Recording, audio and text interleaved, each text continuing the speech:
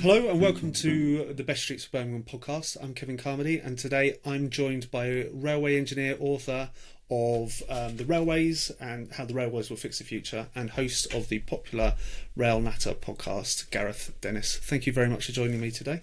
Hi, Kevin. Hello. It's a pleasure to be with you. Hello, all listeners out there in podcast land. Okay, so in Birmingham, probably one of our biggest issues initially is capacity. We've got stations in some really dense urban areas, which only get 2 trains an hour, like Stetchford, for example. And I know we've got some new lines coming up. I mean, can we, if we're looking at trains as a means to create a motor to get people out of cars, then can we just add more trains to this system? Yeah, it's one of the main problems that Britain as a whole actually has is a really fundamental lack of suburban capacity in our big cities, and we have several big cities over 1 million. People in population outside of London. The way that you solve this problem is by splitting out long distance services from suburban services and having separate, segregated, as you generally would see in Europe, separate, segregated suburban systems. But probably the biggest crime that was suffered in the middle of the 20th century, people might have heard of beaching, but around about that time was not the closing of these little kitsch rural railways, but it was the getting rid of lots of duplicated capacity in our city centres. So Birmingham is the perfect example of this, where you had multiple railway companies with different systems. By the way, not very efficient. So none of them were perfect. All of them had gaps. All of them conflicted with each other and made a right mess in various parts of the city. But this fundamental, getting rid of that duplication, as we did through, we went from having 7 major sort of railway terminals within the city centre in Birmingham down to, for a brief period, only really 1 in the form of New Street. Moore Street had a bit of a reprieve again in more recent years, and then Snow Hill opened in the early 90s. So there's been a bit of a reversal of that. But we still fundamentally have a conflict between different service types. We have a very limited railway network that lots of duplication has been removed. And all at the same time, you've got the Cross-City line, which is one of the most successful suburban railways in terms of the growth outside of London. Yeah. Sorry, the most successful, not one of the most successful. And you also have several other suburban lines, Camp Hill, XYZ, suburban lines that, again, are all seeing tremendous growth. Birmingham is a city crying out for more rail capacity. The trouble is those long-distance services and freight and some of those regional services as well that go kind of a little bit further afield are all hogging the 2-track railway that those suburban services are trying to run on. It's a mess. Ultimately, in the long distance, we might get into it, what the needs of the city are. But in the kind of the medium term, this is what projects like High Speed 2 were intended to solve, was taking some of those long-distance, well, ideally as many of those long-distance services as possible off the existing railway network, giving more capacity for more suburban trains. Yeah, because New Street itself is at capacity now, isn't it? Yeah. And there's something with the layouts of the tracks kind of limits how many other services can go into New Street. The foundations of buildings either side and the ground conditions mean that you've got what we call the throat of the station. So the fan of tracks, where you go from the kind of the tracks feed into the station to the total number of platforms. You're very limited in how much more you can squeeze, not just in terms of the total number of platforms, but also how many more trains you can squeeze through those throats, as we call them. It's very, very challenging, and it's one of those. Actually, New Street stations might be better suited as a dedicated suburban station rather than having all those mixes of services that actually it just primarily focuses on the Cross-City line and perhaps 1 or 2 other local services, and then the long-distance services go elsewhere. But there's always a challenge to match with the fact that there is a lack of railway real estate now in the centre of the city, thanks to those closures 50, 60, 70 years ago. So we are seeing plans for expansion at Moore Street and Curzon Street, which will essentially become almost a mega station, really. Yes, yeah. I mean, is it that for them to take on more long distance capacity? Yeah, so Curzon Street, in an ideal situation where HS2 was built in full as envisaged in kind of late 2020. Birmingham would have been the heart of Britain's intercity railway network, actually, not London, but Birmingham. And you'd have seen services going off towards the northeast, towards the northwest and Scotland, south to London, and potentially in the longer distance out, you'd have seen the cross-country services finding their way onto new high-speed lines in kind of maybe into the 2040s and 50s. That's all had somewhat the kibosh put on it, and we're just seeing High Speed 2 as being a single stub down to London. which will provide some limited relief, but far less than original. So Curzon Street should be delivered as it was intended to be, so that at least the stations are ready when inevitably there is a realization, oh no, we do still have to deliver these new lines. What that would have become is Birmingham's kind of long-distance hub station. It wouldn't have completely got rid of all those long-distance services through the existing network, because you still have the challenges of getting out to places like Telford, Stafford. There are challenges, but what should have ideally been done is reshaping that in-city network to put as much into Curzon Street as possible. Moore Street would then have been largely a regional and suburban station. So you'd have seen some of those longer distance regional services pulling into Moore Street, as well as some of the suburban services to take a bit of capacity or kind of share a bit of the load of capacity with New Street Station. And New Street really at that point would have been the west-facing kind of regional services, and then could have carried a lot more of those suburban services, those high density services, the cross city line being kind of the key core of that, but also all the others disappearing up, north, south, and east, west as well. Yeah, because I think as well we've got the development of what's referred to as the Bawdsley Chords. Yes, which is essentially linking two lines together, isn't it? Two crossing lines. I mean, will that help relieve the capacity issues on New Street? Yeah, so Bawdsley is really about providing a further, basically taking more trains out of New Street and putting more trains into Moore Street. So it's about really maximising what you can achieve with a lot of the kind of the fairly dense suburban services that don't run nearly frequently enough, that go out towards Stratford-upon-Avon, Leamington Spa, in that direction. Sort of through places like Yardley Woods. Henley, the other line through Dorridge, Lapworth, those sorts of services, Solihull, and kind of providing increased density of those services, but also with the services coming up from, what will eventually be running through Moseley Village, Kings Heath, Pineapple Road, the new stations that are opening, should be opening this year. And so it's an enormous opportunity to sort of create a tidier railway network. Midlands Hub is kind of this name of this collection of projects and this aspirational service version. Actually, Midlands Hub is a little bit more of a regional project as much as it is a local project, because actually a lot of the determinations from Midlands Hub are about connecting up those regional places, Leicester, Burton, Derby, up towards Yorkshire and down towards sort of it's providing some of that regional connectivity, but in doing so it will free up additional capacity for more suburban services. To an extent, again, this is all medium term. What this will do is, this is enough to accommodate current demand, or maybe not even that, frankly. This is enough to give a bit of headroom on current congestion. As we'll see with any of these sorts of investments, the additional capacity it creates will be instantly gobbled up, and we'll be finding ourselves going, right, maybe we should have delivered that quicker, and maybe we should have been thinking a bit more boldly. Yeah. I mean, that cross-city line has already, kind of something like quadrupled in usage over the past 10 years, hasn't it? So it's, it's spectacular. It's something that. Look, there are a few things at play here. That there are some of the reasons why this is going so slowly. The first in Britain is the massive level of centralisation we have. So, way too much power held by Treasury down in Westminster, not even sent out to the departments themselves, but, in terms of devolution within central government. But crucially, Birmingham should have a large pot of money that it has total control over and can spend itself exactly how it sees fit. It should not have to go cap in hand asking permission from Treasury every year or two. Like, it's just, Treasury, Westminster should have absolutely no say in how, Birmingham and the wider Birmingham metro area spends what should be a sizable chunk of money. If we look at how much money has been spent on transport within the M25 in my lifetime, since 1990, that would put between £5,000 and £10,000 per person in everywhere outside the M25. So for Birmingham, you're talking about 10 to 15 billion pounds, if not a little bit more.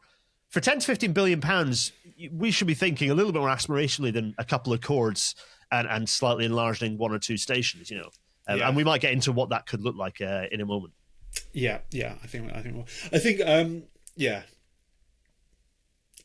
It's one of those things like Transport for West Midlands. They should really be taking ownership of what transport is happening, and it should be the people who are living there and need to use this transport should be really the people who are, in control of saying this is what should be built.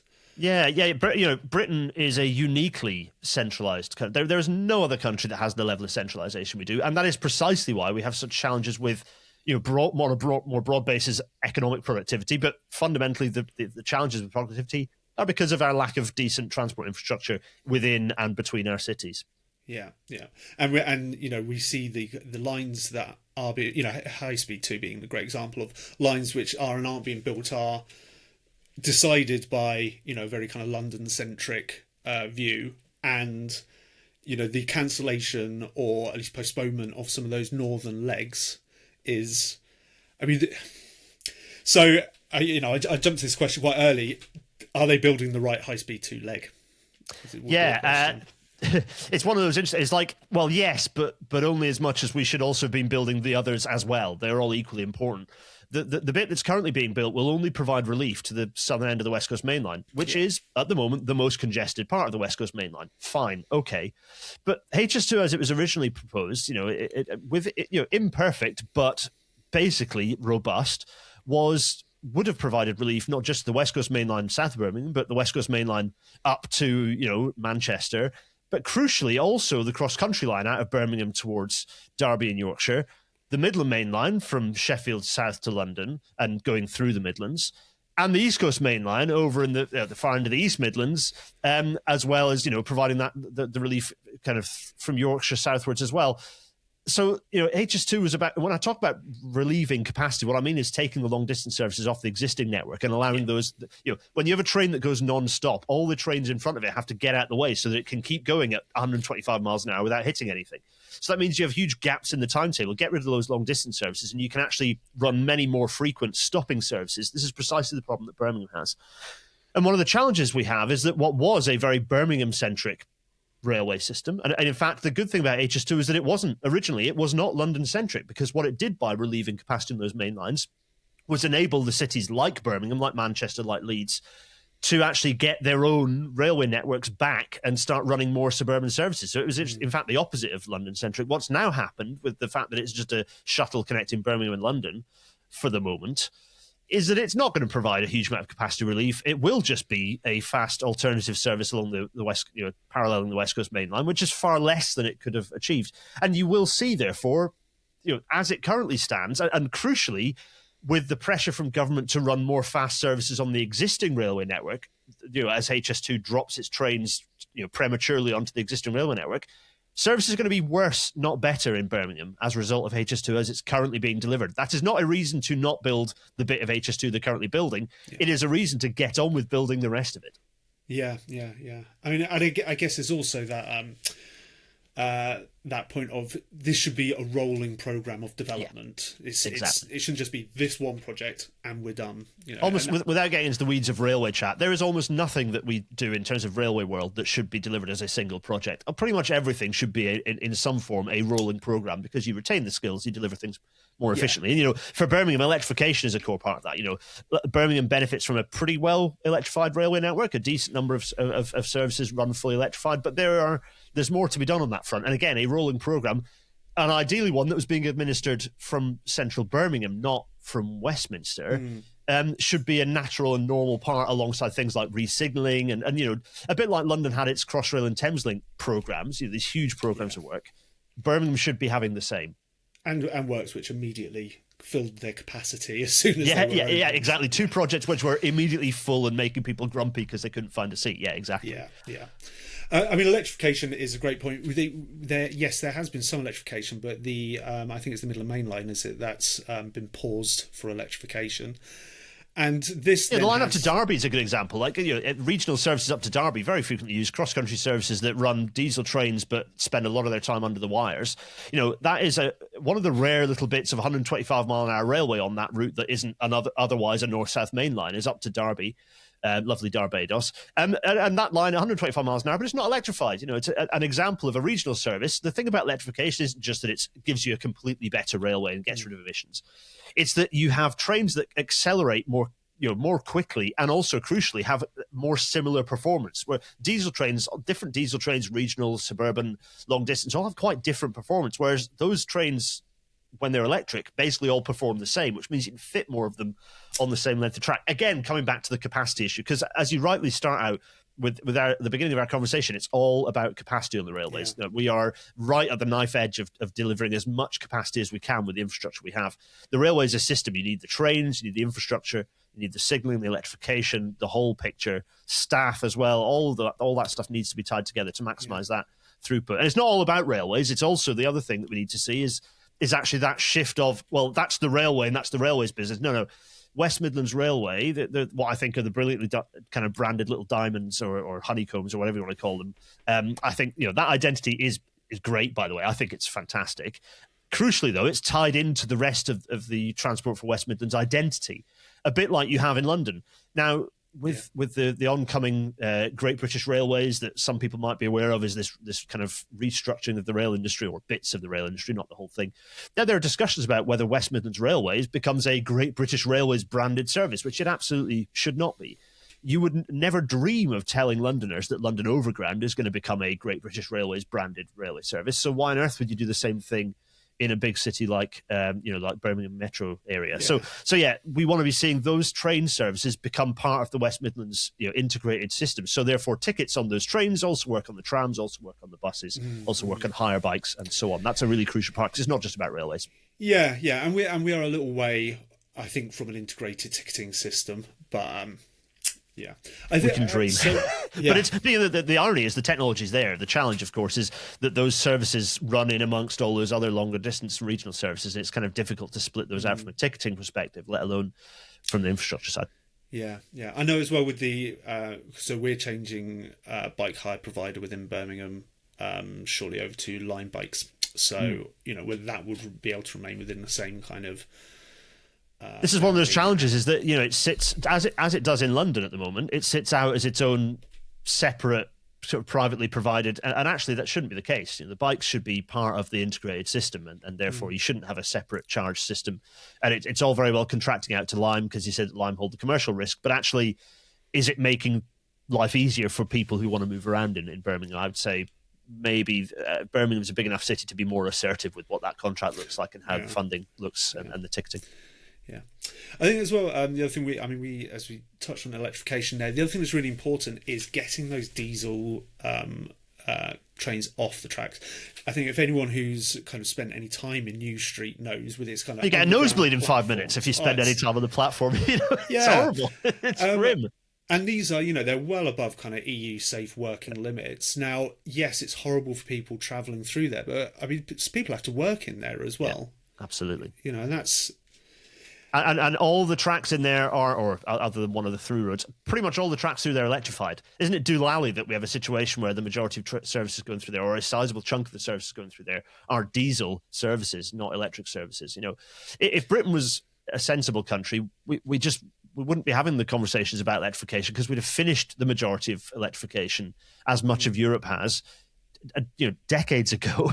So the idea that you have an incredibly dense corridor of railways chucking out fumes and adding to an already very polluted urban core, as is the case. Air quality in Birmingham is extremely poor, and clean air zones go some way to resolving that. But the railways are contributed to that. With the concentrations of pollutants around New Street in particular are dreadful, and electrification is a key part of that. Not the only part of the picture, but the Trump. So lots of people saying, well, you can fix that with batteries. It's like, well, there's a whole other story about the system that you need to have a railway that relies on batteries more than for very edge cases. And that's something that the railway itself is currently reckoning with, and government thinks it's found a panacea. But they will not solve that problem ultimately. Wires do. Yeah. And I mean, this also some of the solutions that have been proposed in Birmingham's more kind of urban metro area. So we have the trams. I know we call it the metro. I think they're not really a metro, but it's just trams, and that's great. Trams are great, but it's not a metro. Yeah, and they fit well as a kind of an improvement on like a known bus service. Really. Exactly. You can, and they have good capacity, but obviously they're expensive to roll out, and we aren't at a time where there's lots of money. So one of the proposed solutions was the Coventry Very Light Rail service. I've heard this proposed on some corridors, which I know are sort of 5,000 plus people per hour corridors in cars, to then then propose something which is, sort of 8, maybe 1,000 people an hour, it will just crush it. Kevin, I'm so pleased that you raised that point, because it sounds a bit fiddly to talk about passengers per hour per direction, but actually this is an absolutely fundamental measure of how many people are moving along a corridor, and therefore if you want to go, well, we should have 50% plus sustainable transport, then how many people can feasibly cycle? Okay, well, that you take those off. How many people do we then leave driving? Okay, well, that's fine. And that gives you how many need to be moved by, mass transit, whether it's buses or fixed transport or whatever it is. And yeah, you're right. Look, the Coventry system is, the VLR system is kind of a bodge to fit around to attempt to create a legal loophole to enable devolved authorities to deliver trams. The trouble is, it's a half solution in terms of it's providing a lower capacity than an equivalent heavy bus service would. So I always fall back on, it's not that it's completely a bad idea, but it's like we're doing the classic British thing of circumnavigating and creating these inventions and ideas that aren't particularly novel. It's just it's kind of going back to an old streetcar from 80, 90 years ago. It's not a hugely novel thing. Don't be fooled by any of the stuff about autonomy. It's just a regular single car tram vehicle. But like we've gone all round and round the houses to come face to face with the fact that we still haven't really got through the loophole, because the law at the moment is preventing Coventry from allowing any passengers on that system. They still have to ask permission from the Secretary of State. So it's still that centralisation question. So by the time you devolve power down to the West Midlands, as we should be seeing, a much more greater devolution of power to the West Midlands, we'd be in a situation where if they're spending that money on Coventry VLR for a nominal additional amount, percentage, or let's split it this way, they spend the money on Coventry VLR, it's instantly full. They'd have to dig it up and build a tram anyway. Yeah. So just build the tram. Trams are not some high-tech, scary technology. This is just absolutely basic way of moving people around in a large town, let alone cities the size of Birmingham. So yeah, it's not that I'm watching with great interest the project there, but it is one of those situations where we've kind of created ourselves this immensely complicated system, a bit like battery trains, a bit like all these immensely complex systems to just avoid doing the thing that is normal, which is electrifying railways or building trams. And you just have to think, what if you've got a major route, how do we move the most people through it? Because at the moment, so much of our transport planning is based around how many cars do we move through an area, and they are so this is much what Best Street's work is to say, how do we make this more efficient, how do we make this safer, but also how do we then unlock kind of economic opportunities in an area, because we know there's a lot of latent demand in these routes of people who, there's one particular route I'm thinking of, which is the Hagley Road, and it is 2 lanes of cars either way, no bus lanes. Yeah, it's got a tram that has just been developed up to one end of it, to Edgbaston Village. Yeah, so it's got an actual extension there, but at the moment a lot of people I know won't travel into work in the city because it just takes too long to get in, to sit on a bus that sits in traffic. You're just not moving people. You're not moving the people who want to get in, and it constrains. It's a really good example because that part of Birmingham is totally bereft of any fixed infrastructure links, right? And there wasn't really much ever built. It historically never did. The main road through there is a core corridor of just a huge transport desert. There's just nothing, and the buses that run through there are in complete conflict with road traffic. So it's an example where, by putting the trams in, you change the urban realm. You'd also make it quieter, so all the businesses along Hagley Road suddenly start having a much nicer environment to sell to people. That trams use up less space than road traffic anyway, so you have an opportunity to actually create a corridor of opportunity rather than those things are often a sink of poor air quality. If you get the air quality map up at Birmingham, that road, the A456, is a really congested, nasty, air polluted route. Trams reverse that, and you actually create an area of opportunity. Trams are more than just the transport they provide. They're more than just the passengers per hour per direction.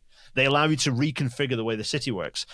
And in the longer term, trams don't move. We talk about PPHPD. Trams don't move the numbers that a full blown metro would. And Birmingham is, any city bigger than 1 million people justifies having a dedicated metro. And really, if we're talking about aspiration, trams are great, but the trams are the thing we should be thinking about delivering the next, within a decade and doing a huge network by that point.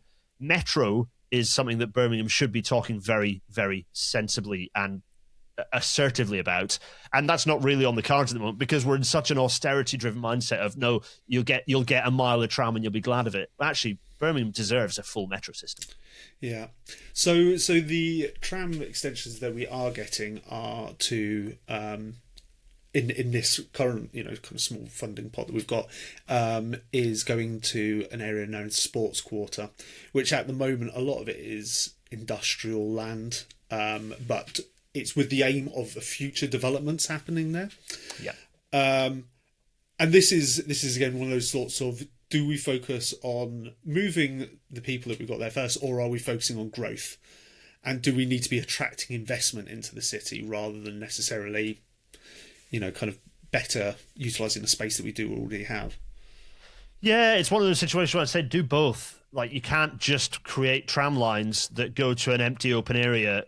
London did this very successfully with the Docklands, right? Yeah. Docklands light rail, which is not anything to do with a light rail system, it was a metro off the hoof. So the Docklands kind of metro system, if you like, went out to. There are some fantastic photos of it going out to just barren nothingness, and all of a sudden this huge amount of growth and prosperity happened, and all the opportunity accordingly. But that didn't happen in isolation. At the same time, you had investment in the tube lines that very much went through existing very populous areas, and alongside that you had the expansion of London Overground, which served areas that had lost their rail services or had their rail services almost totally obliterated. So you have to do all of it. You cannot just do both. And again, the lack of funding to cities like Birmingham means that choices have to be made between serving residents now or serving potential growth creators that might increase business rates in the medium term.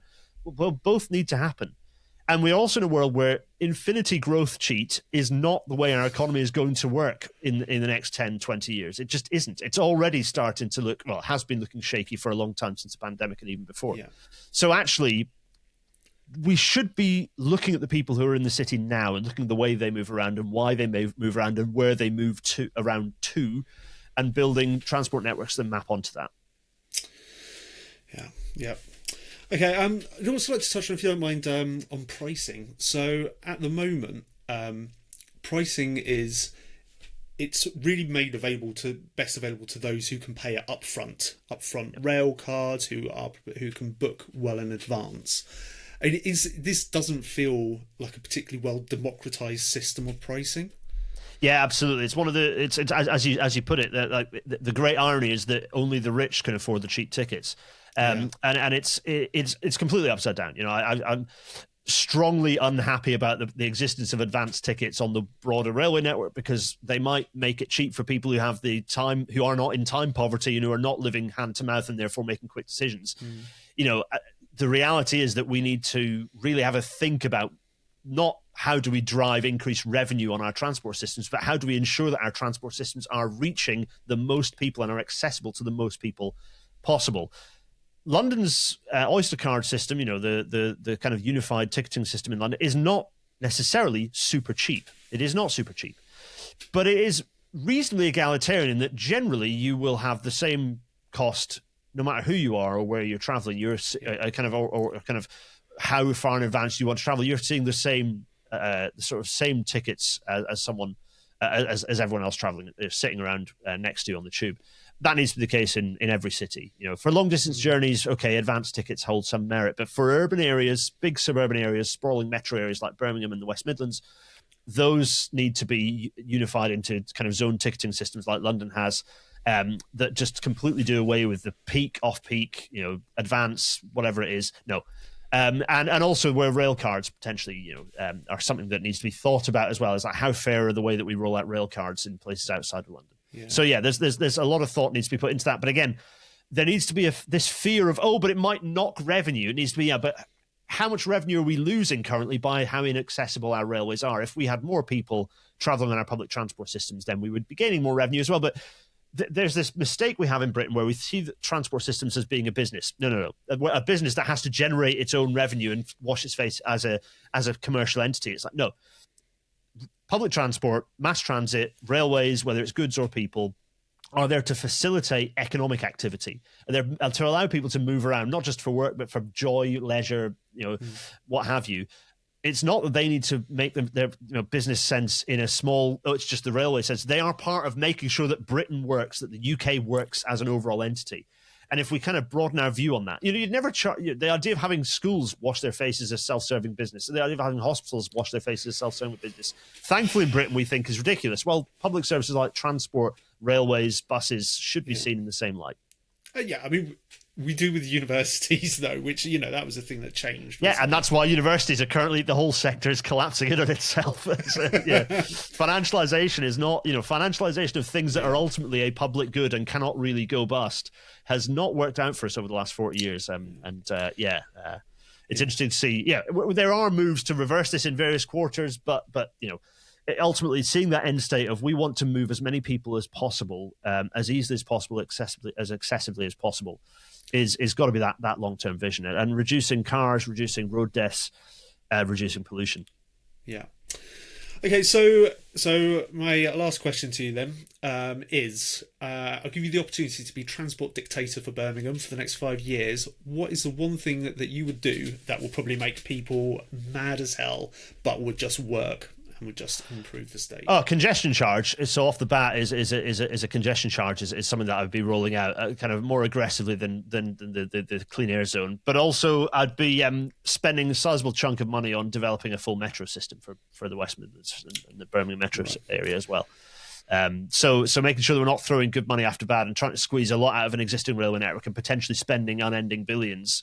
I'd be saying, right, okay, what would a new, completely blank slate metro system look like for Birmingham? And let's throw some good design money after that, and wait for Treasury to be abolished, and then start funding it ourselves. All right, brilliant.